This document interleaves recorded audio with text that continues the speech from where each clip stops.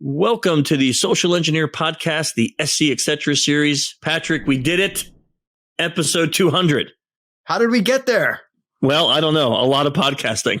Man, I mean, considering a lot of them. When I started this, we did one a month and then we moved it up to 4, but still 200 is a milestone. And I'm really happy to have you here with me on this epic 200th episode of the SE Podcast with our brand new series, SE Etc. series. I'm Chris Hadnagy, your host, CEO of Social-Engineer LLC, as well as the Innocent Lives Foundation and social-engineer.org, social-engineer.org, and the Institute of Social Engineering. And I've been hosting this podcast, we already said, all the way back since 2009. And this particular series, I am joined with Patrick Laverty. Nice to have you. Oh, it's so great to be here. It's so much fun to be a part of the Social Engineering Etc. podcast. As you mentioned, my name is Patrick Laverty. I'm a senior team lead at Social Engineer, where I get to work with a team of professionally certified social engineers doing all kinds of phishing engagements, smishing engagements, phishing, everything. It's so much fun. All the ishings. Team every day. Yeah, you put an ishing, impersonation. We do it all. Hey, I like that. We should change it from impersonation to impersonation. That's going to be a new one. We're gonna make it. I'm sure Jasmine will love that if we change that in the marketing right now. Let's tell them. We're going to put it on the website. Yeah, Jason, no more impersonation. It's impersonishing. It's personishing. Because I mean, really, people wonder what happened to the ishing guy, right? So, right. Okay. Hey, before we get started, a couple of housekeeping things, and I want to thank our sponsors for this month. So let's talk about them. Do you use CentOS 7 servers? Well, if you do, you might be wondering what you're going to do, because coming up soon, they're about to hit end of life. So you're either going to be migrating or having to get a whole new distribution. But you don't have to worry about it if you're using Tuxcare. Tuxcare offers its customers ongoing vulnerability patches for CentOS 7 and many other end-of-life distros. They even will support end-of-life languages like Python and PHP. So if you're using CentOS 6, 7, or 8, or Oracle Linux 6, Ubuntu 16.04, or Ubuntu 18.04, or other systems that are end-of-life, then you need to go to tuxcare.com. That's Tuxcare.com. And check out the services they offer. Really amazing group over there. They're big fans of this podcast and also sponsoring this month's episodes. So we're really happy to have them. Also, if you're looking for anything to do with the social engineering end of the world, please check out social-engineer.com. As Patrick said, all the ishings, phishing, vishing, smishing, and impersonation ishing, we do them all. And what we want to do is help your human firewall become as secure as possible. We're not doing that through scare tactics or punching them in the face. We're doing it through ethical and moral approaches to social engineering, leaving your people feeling better for having met us. How the heck can you do that and still audit people? I'm not going to tell you. You got to come to our website, check it out, give us a call. We'll have a conversation and tell you how we can help your human firewall become as secure as possible. And also, if you're looking for social engineering training, I'm really happy about this. I think I want to say this by the time this podcast comes out. I'm going to commit to it. I'm committing, Patrick. If you go to the website right now, you're going to see all the dates for 2023 for all training. And I'm excited to say that we have a brand new class coming out. I'm not going to tell you about it here, but we are combining our OSINT with our CIRA class, and it's going to be amazing. That's going to be right after you take APSE. You're going to want to take that before you hit the MLSE class. Got some really cool things coming out on the website. So check out our training schedule. There's an APSE in Dublin, and there's another one in Orlando for 2023. And I may sneak in another one, but those are the two that are going to be on the site right now. Okay. If you love social engineering, you love talking about it, then you need to hop on over to our Slack channel. Actually, Patrick is super busy in there all the time because we have about 1,300 people that come in every day and talk about phishing, vishing, all the ishings, as well as psychology behind social engineering. We have discussions on job boards. We actually had about 10 people find jobs through the Slack channel. And we even have a group that gets together a couple times a month to do practice sessions. So it's quite an amazing group. And if you like anything to do with SE, you can find the link in the show notes, or you can head up Patrick or I on Twitter, and we will be more than happy to get you the invite link to the Slack channel. I also want to invite everyone who's listening to jump over to innocentlivesfoundation.org. Show some support for the amazing people over there doing some really unbelievable work. I think we're now up over 500 or close to 500 cases that we've worked with law enforcement around the globe. Our mission over there, if you're not familiar with the Innocent Lives Foundation, is to work closely with law enforcement to uncover people who are trafficking children and harming children and help law enforcement stop them by geolocating them so they cannot use the anonymity of the internet to hide. And with that mission, as you heard, over, I think, up to close to 480 to maybe 500 cases that we're working on now, that we are so proud of the group over there that is doing all the hard work. And you can support us by joining the fight if you want to. You can come on and actually work with us or be an ambassador or help spread the word like Patrick does, or you can help with your donations. That's really needed. Of course, we're a nonprofit, a 501c3, so all the work that we do is supported by your voluntary donations. And last but not least, speaking of ILF, one of our board members, Neil Fallon, the amazing lead singer of the best rock and roll band on the planet Earth, which is Clutch. You are listening to them. If you are hearing this podcast on any of the audio versions of this podcast, because they are the opening and closing music, and they have granted us permission to use that song for the podcast, as well as being huge supporters of ILF. If they're Spotify, if you click on the donate button under their Spotify, all those proceeds come over to ILF. So super happy to have their support too. Okay, that's all of our housekeeping. Patrick, you are the master of ceremonies normally for the SE Etc. series. What is our topic for today? All right, this one's going to be a bit of fun for us. So as we've mentioned in the past, the Social Engineering Etc. podcast is the one where we can talk about anything we want. So like we often refer to it as the dumpster dive of podcasts, because you just jump right in. You never know what you're going to get. It could be anything. I do remember that back in November, December, we wanted to really talk about and let people know how online scams work. But if people don't know, we actually record these kind of a bunch of weeks in advance. And by the time we realized it, it was too late to get it out. So I was like, oh man, I really stink that I didn't get that done. So I started thinking, like, are there other times of the year that we can talk about scams? And I thought, yes, there is. There's the whole idea of things like Valentine's Day scams, where there's romance scams happening, which is just passed. So there might be some people that are going through those or have previously gone through those. So hopefully we can bring out a little bit of awareness on how those work.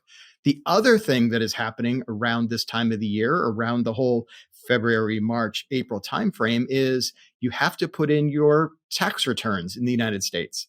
So lots of people are also seeing IRS tax scams. So I figured that might be fun to talk a little bit about how these scams work, how people can have some kind of awareness, let people know that we know these things are happening, and maybe even talk a little bit about the psychology behind them and how they do work. Because I think all too often when somebody is victimized by one of these, either they themselves feel this way, or there's also people around them that might feel like, how could you be so dumb to fall for that? I must be stupid that I fell for that. Like in hindsight, it was so obvious. So I thought it might be good to be able to talk about how these work, how the psychology of them work, just so people have that kind of awareness of these. So which one of those do you think you want to talk about first, Chris? Well, let's start off with romance scams. Maybe to help out for some who might be listening to this podcast who don't even know what that is. Maybe you can define it. So what is a romance scam?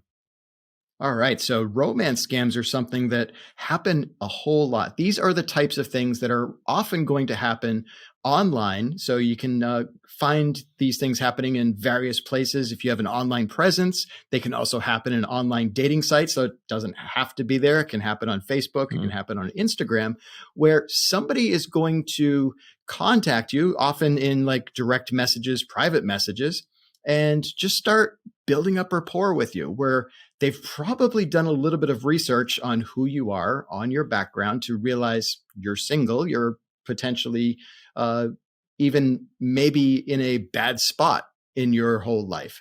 And they're going to just gradually build up rapport with you and try to build up some kind of romance with you. They're probably not going to use actual photos of themselves. They're probably going to be using photos of a very attractive person. And let me also just say, these scams happen both to men and to women. So this is not one or the other. So if you're either of those, you could potentially get contacted by these. And really what their goal is going to be to do is to build up enough rapport over time and to build up that romance to where eventually they're going to come to you for money in some way. Maybe that's to come visit you, to travel, or they're having some kind of problems or issues in their personal life, but they've built up that level of rapport to where that they can have that level of ask. So, I've even seen it where they've done such a good job at building the relationship. They don't even ask for money. Like there was this one case, I think I wrote about it in a Psychology Today article, but this woman, her husband had passed and she was just on Facebook posting, memories. So it was just, memories of her husband, and they were married like 40 something years. It was a long life together.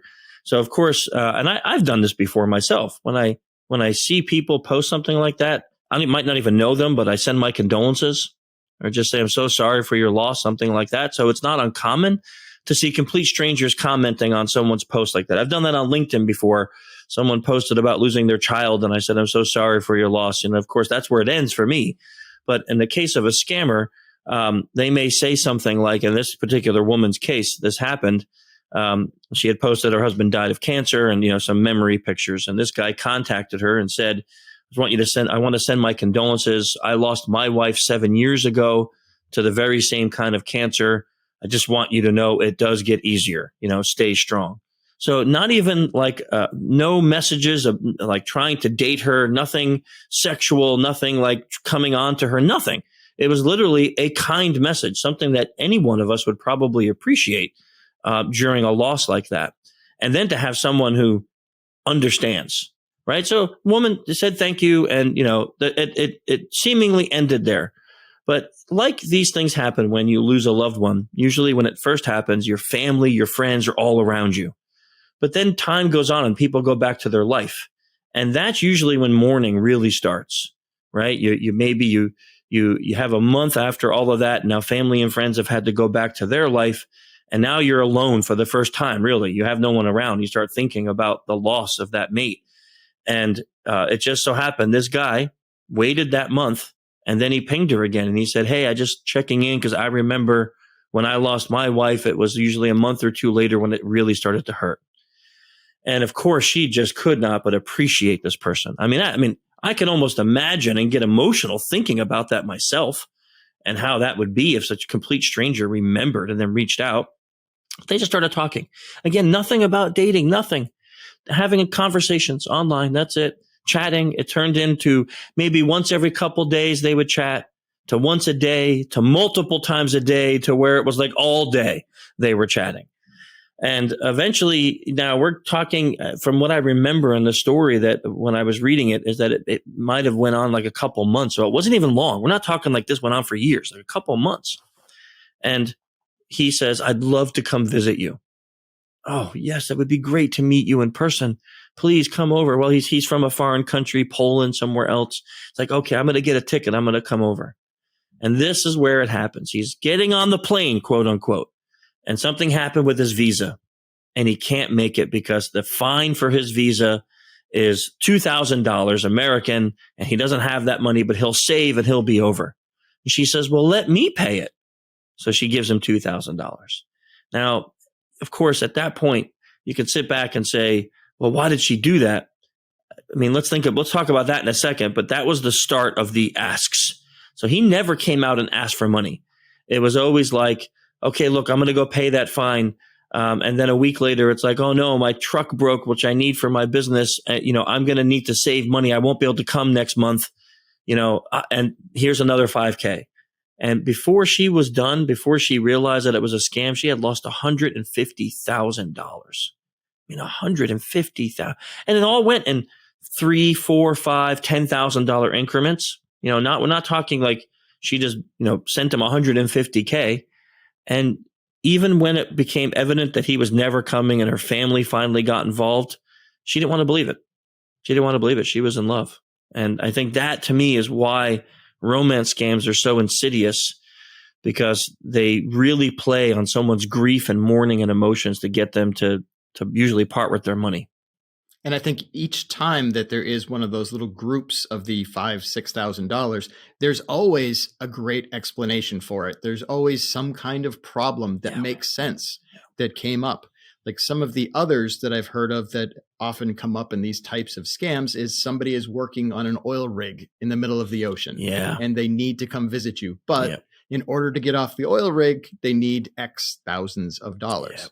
Yeah. Yeah. Or another direction that I've seen is where you are going to go visit them and that person either offers to pay for your flight, and of course that falls through, or they can even give you the link of where you should buy your airfare because it's a cheaper site. Well, guess who actually controls the link and where that money is going to go? So there are definitely lots of different levels to these scams that people need to be aware of.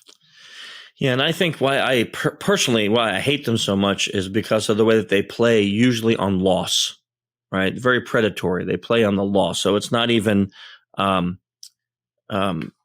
it's not even reason. It's not even like, oh, the person fell in love and this guy ends up being a bad person or gal, but it's they wait till they see someone really going through a rough time, and that's when they attack. And that to me it's just so cold and inhuman.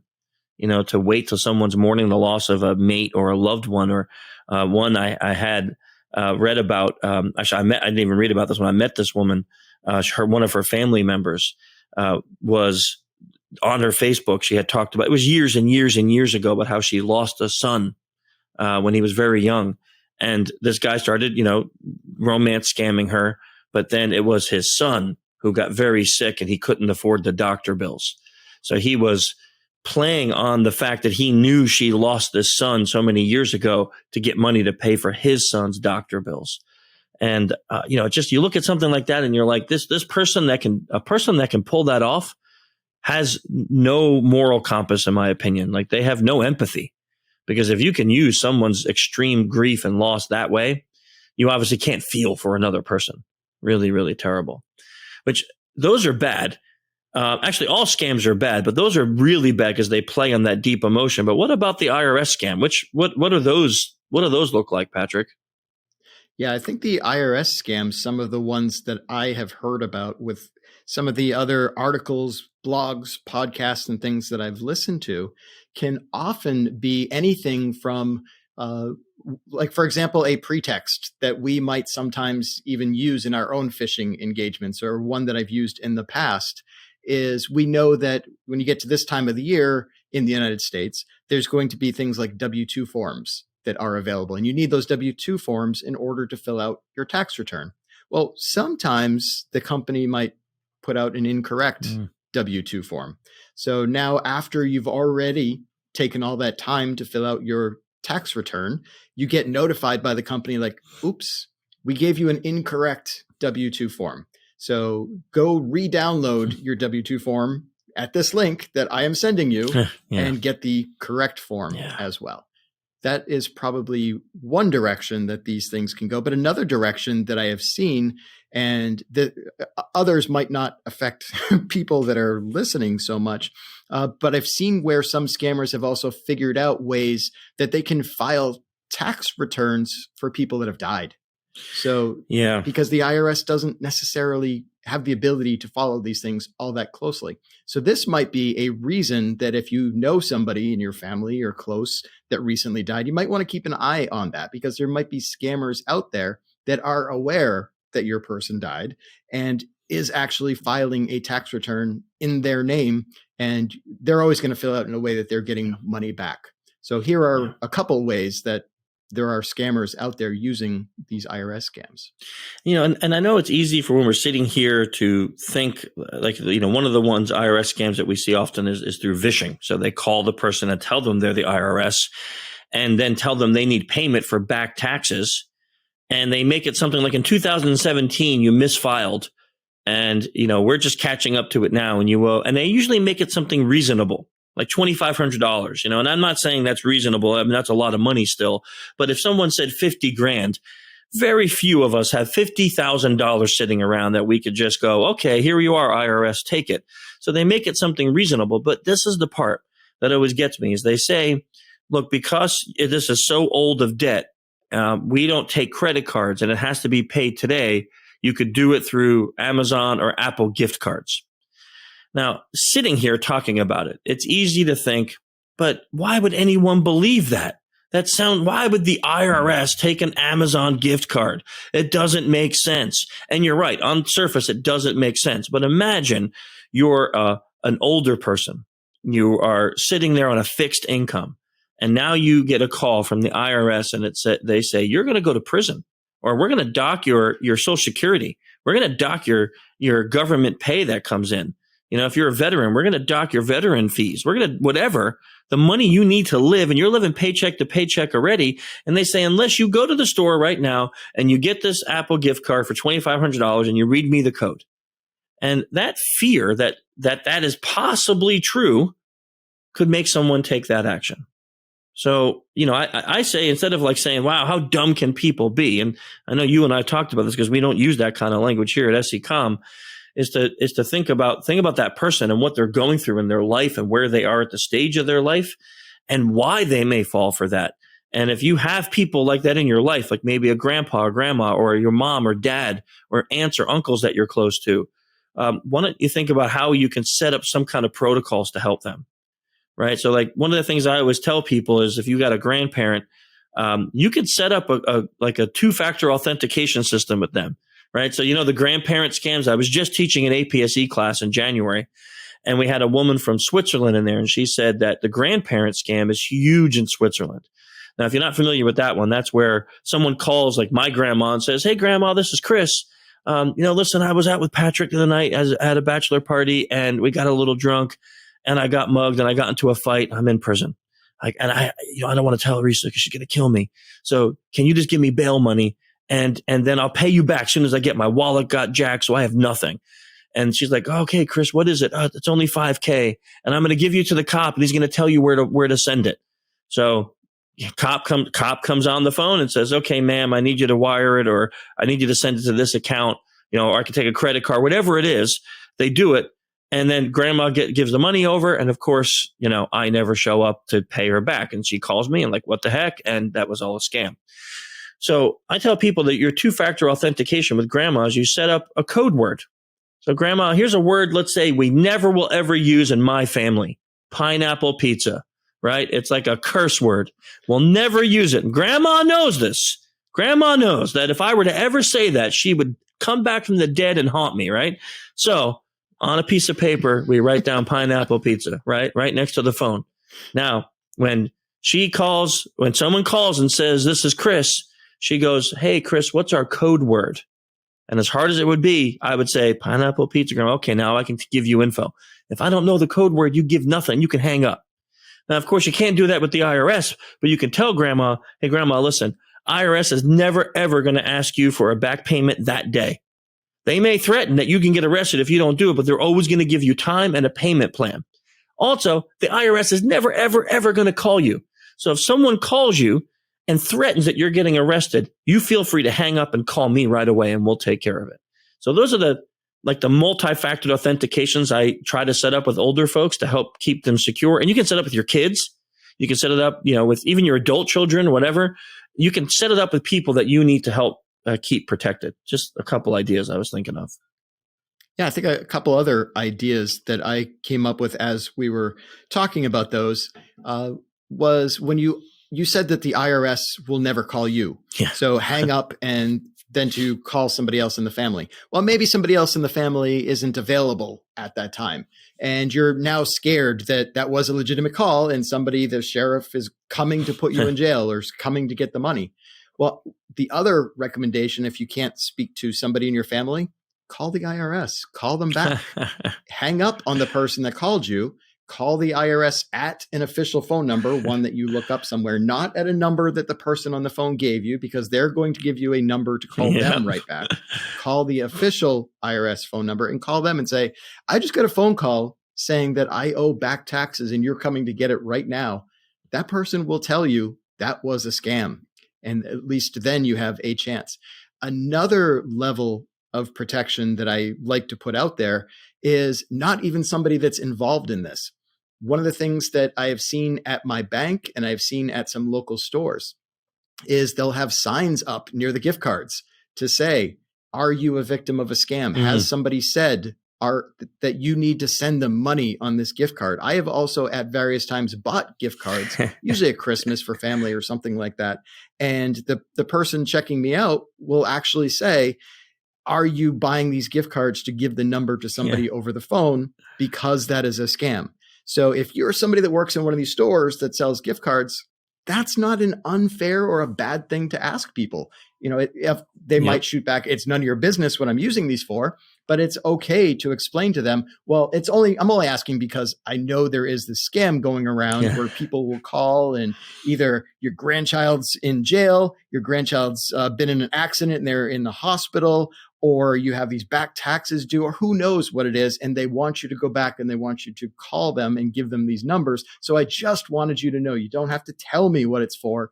I just wanted to make you aware. So if you are somebody that works in one of the stores that sell these, that might be an additional awareness because, I don't have a ton of money myself. So maybe a $25 gift card makes sense. If somebody is buying a $500 gift card, or especially multiple $500 gift cards, why? Yeah. There's nothing wrong with it. They certainly can, but that might raise a little bit of awareness for me. Like, this person might be getting scammed right now.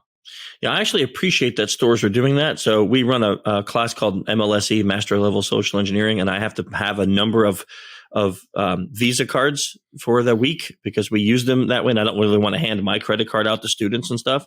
So we get these like burner cards to use. And I went into the store to buy $1,000 worth of gift cards. And the lady was very friendly, very nice. She goes, "Oh, hold on. I just go to get the manager." And the manager came out and very politely pulled me aside and just said, "Sir, of course we're going to sell these to you. We're not trying to stop you, but just want to know, are you buying these because someone sent you here to buy them?" And I didn't know they were going to talk to me about scams. So I said, "Well, yeah, I'm here to get them for my company." And then the guy was like, "Well, we just want you to know about scams that are going around. And if you received a phone call," and I'm like, "Oh," I said, "I actually love you." And I told him, I handed him a card. I told him what I do. And I told him what they were for. And he's like, "Oh," he goes, "You know how odd it is? I have someone buying $1,000 of gift cards." And I'm like, "Yeah."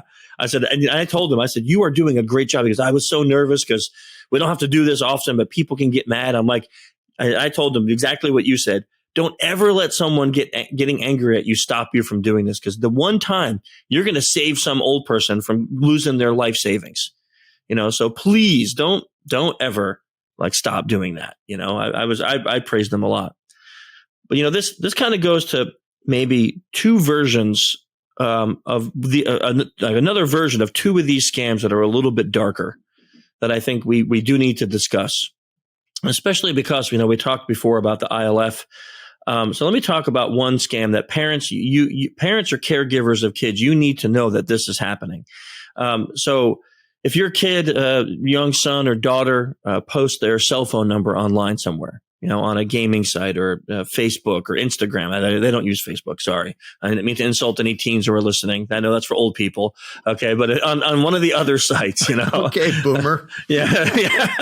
on the Snapchats or the TikToks, if you posted it there for some unknown reason, this scam is happening where a malicious person will grab that number and they spoof it.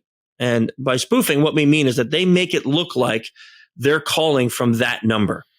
So imagine this scenario. My phone rings and what happens? I look down and I see my daughter's name, because if it's spoofed, it's going to come up as if it's coming from that number. I answer it going, "Hello, hey, Maya, what's going on?" And in the background, I hear a young girl crying and a man's voice comes on and says, "We have your daughter. And unless you send me $2,000 in gift cards in the next 15 minutes, we're going to hurt her."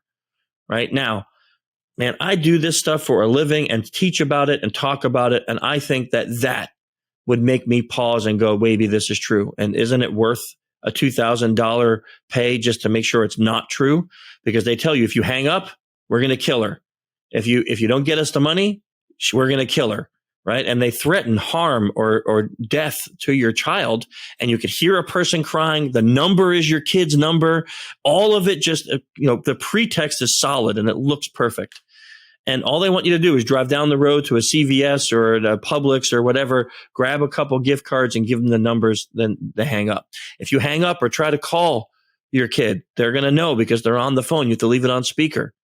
So they do this and design it so they can get, like I said, they're not asking for 50,000, 20, 10,000. They're saying, go get me $2 or $3 grand. They're looking for quick money.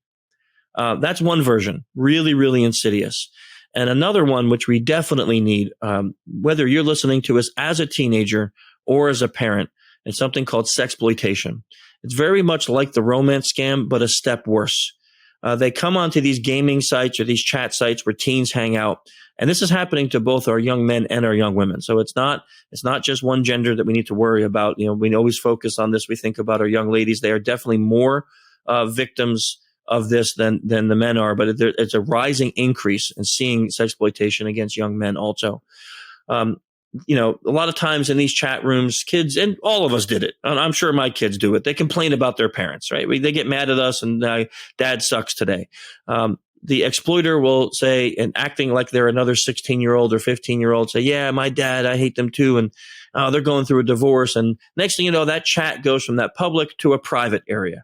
They take it from that DM then to something like Kik or Instagram DMs or someplace that it can be erased or controlled. And I've seen these happen within 15 minutes of chat. They're convinced the young person to send them a risque picture, either something topless or showing their lower half or something like that. Once they get that, they then tell the person that they're not a kid, that they're an adult, and now you're going to get on camera and you're going to do some act on yourself while I'm watching, while they're watching, they say it, while they're watching, you're going to do this, and then I'll leave you alone. If you don't, I'm going to post these pictures all over the internet, and I'm going to send them to your parents, and you're going to be humiliated. And the fear of humiliation drives a lot of these kids to take the action. They reason, I can't tell anybody, my parents will kill me, and I got to do it, because if I don't, then this guy's going to embarrass me. And sadly, once they do it once, they find that they have to do it again and again and again. And it can lead to self-harm. Sadly, it's leading to suicide. It's leading to a lot of other big problems for our kids. Okay, so what can we do? Well, first of all, parents, if you're listening to this, talk to your children and assure them that if they're ever in this situation, that even though you may be emotional about it, that you are their advocate, not their adversary. This is so important. You have to help your kids see that you're going to be there for them. If your son or daughter came to you and said, Dad, I sent this picture, that you're not going to freak out. You're not going to blow your top and be like, how stupid are you? What the heck? You're not going to do any of that. You're going to hug them. You're going to tell them you're going to work through it together, right? That's what they need to hear. Now, if you need to go yell and scream and be mad, you do that in your bedroom with your spouse or alone. You punch a pillow, but not in front of your kids, right? Your kids need to see you being an advocate, a wall of strength for them, especially at that time. They're going to feel bad enough, right? So do that, but talk to them about it beforehand. So in case they haven't done this, most hopefully haven't, that you tell them, and they may be like, Dad, why are you talking about this? This is terrible. At least now, if it ever comes up, they're going to be like, wait, Dad told me this might happen. And they're going to know that you're there for them. Okay, so parents, if you're listening to this, or caregivers, just be there for your kids. I know it's a heavy topic to try and cover. Scamming in itself is a heavy topic. So none of these are great. But talking about this is also really difficult. But it's a huge pandemic in the world, and it got heavier during COVID because kids were at home and the predators were at home. So it became a lot more serious and a lot more prevalent. So, talk to your kids about it, help keep them safe, and hopefully this information will at least bring some light for you into these type of scams. So we've talked about a whole bunch of different scams here. And I think sometimes when somebody knows that they've fallen victim to one of these, or knows someone else has fallen victim, they don't know what to do. You can't probably just go to your local police department. I'm guessing the local police department has no idea how to handle any of these types of scams that we've discussed. Yeah. So that can often make people feel completely helpless.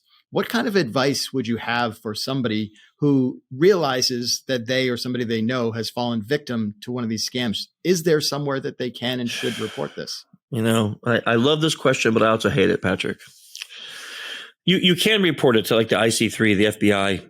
You can report them. And I know I sound negative when I say that, but my vocal tone, I can hear it. Reporting it, when you report it, you shouldn't expect that like on TV, they're going to find this guy and kick the door down and you're going to get your money back. Most likely that's never going to happen, but that doesn't mean you shouldn't report it.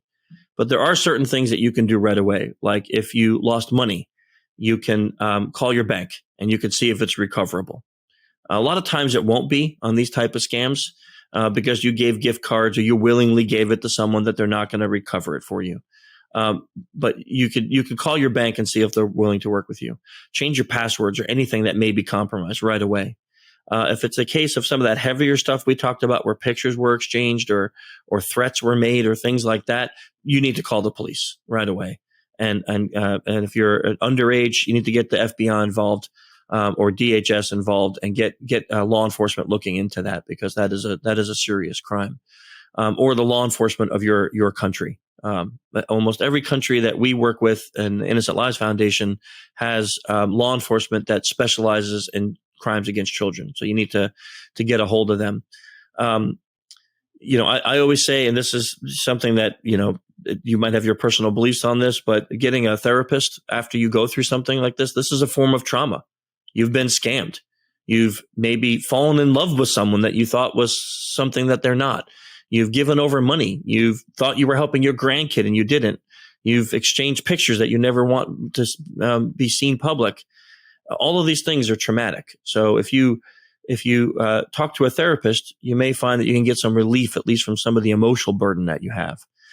Now, those are things that I normally tell people to think about, but sadly, I can't tell you like, oh, call this 800 number and report it and something will happen. Sadly, there's not many places you can go to report these type of scams that something will occur. I don't know if you have anything else, Patrick. I think, and maybe in the IRS scam cases, you can certainly go to the IRS and let them know that scam has happened, especially if it's going to be against you or somebody that you will want that on the record so that they can do their own investigation and they don't think that it's some kind of thing that you are actually trying to do. So the IRS can also be aware of some of the scams that we mentioned that handle those things. Yeah, I think that's good advice. Okay, I don't really want to end on a downer, so we got to figure out something that we can say here, because I think all of that stuff, and then you end with, there's really not much you could do. So bye, have a great month, everyone. I want to figure out how we can turn this to a little bit positive. Let's give some education. Okay. Let's do some of that. And also we can keep asking the public for some more help. I've thrown this out there multiple times. And like I said at the beginning, this podcast is the dumpster dive of podcasts, where you never know what you're going to get, and you can get anything. And we accept any kind of suggestions. So I've mentioned before that Social-Engineer has 4 different podcasts where you and Ryan will talk to thought leaders in the InfoSec industry. You'll talk to chief security officers, and you also have The Doctor is In with Dr. Abby Morono. So we needed a 4th podcast for the 4th month, and that's us. So you can really basically get anything. And I've thrown it out there to say, what do you want us to talk about? Well, we got a great suggestion, I think, on the Slack server that you mentioned. One of our friends, Rachel, said that she wanted to hear about how do you create a top-down culture of security, which that's fascinating, because I really do think that is where it is going to be required. There are so many different things that we talk about on how to mitigate social engineering vulnerabilities. And all too often, it's the lower level people that are just like, I don't know that I really like those mitigations. I don't want to stop somebody. I don't want to question somebody. But if you actually do have that top down support, that might work a little bit better. So I think that's something that we might talk about in the future. And that is based off of a listener suggestion. So we love those types of things, and we hope that we can certainly get more of those going forward. Yeah, so please drop it on Slack, or you could put it on the YouTube channel, or you can put it in email. You can put it on Twitter, LinkedIn, wherever you listen to this podcast. Feel free to leave us a comment or a note on topics you like. Give us a thumbs up and a like too. That always helps. And next month, we'll be talking about that top-down security approach. Will be a really great topic for this version of the podcast. Well, Patrick, you did it again. Another good topic. Hopefully this topic will help people, although a little depressing at times, but it's important that we talk about it, because I know many people sometimes don't even know that these things exist. So a good role we have to help educate the public on these type of attacks. So thanks for joining me this month on the podcast, and I look forward to next month. See you.